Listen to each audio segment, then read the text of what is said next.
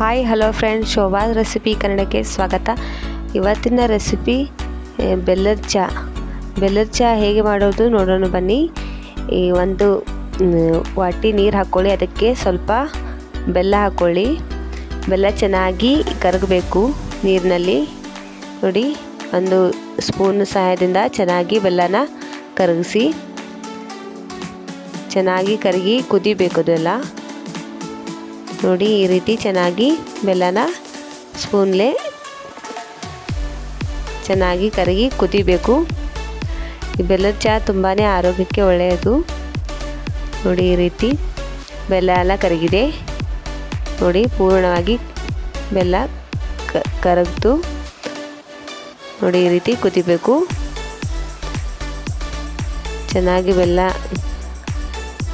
ನಂತರ 1-2 ಕಪ್ಪು ಹಾಲು ಹಾಕ್ಕೊಳ್ಳಿ.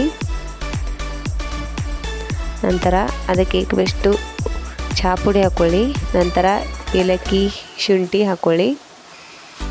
ಚೆನ್ನಾಗಿ ಚಹಾ ಇದು ಕುದಿಬೇಕು. ನೋಡಿ, ಈ ರೀತಿ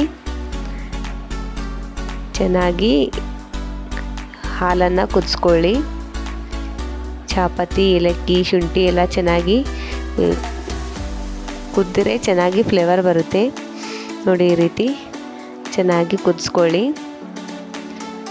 ಗ್ಯಾಸನ್ನು ಸಣ್ಣ ಫ್ಲೇಮ್ನಲ್ಲಿ ಇಟ್ಕೊಂಡು ಚೆನ್ನಾಗಿ ಕುದಿಸ್ಕೊಳ್ಳಿ. ಈ ರೀತಿ ನೋಡಿ, ಎಷ್ಟು ಚೆನ್ನಾಗಿ ಕುದೀತಾ ಇದೆ. ನಂತರ ಬೆಲ್ಲದ ನೀರನ್ನು ಅದಕ್ಕೆ ಚಹಾಕ್ಕೆ ಹಾಕ್ಕೊಳ್ಳಿ. ನೋಡಿ, ಈ ರೀತಿ ಸ್ಪೂನ್ ಸಹಾಯದಿಂದ ಈ ರೀತಿ ಮಿಕ್ಸ್ ಮಾಡ್ಕೊಳ್ಳಿ. ಸ್ವಲ್ಪ ಇದು ರುಚಿಯೆಲ್ಲ, ಇದಕ್ಕೆ ಬೆಲ್ಲದ ರುಚಿಯೆಲ್ಲ ಈ ಟೀಗೆ ಬಿಡಬೇಕು. ಸ್ವಲ್ಪ ಕುದಿಸ್ಕೊಳ್ಳಿ. ನೋಡಿ, ಜಾಸ್ತಿ ಕುದಿಸ್ಬೇಡಿ, ಸ್ವಲ್ಪ ಕುದಿಸ್ಕೊಳ್ಳಿ.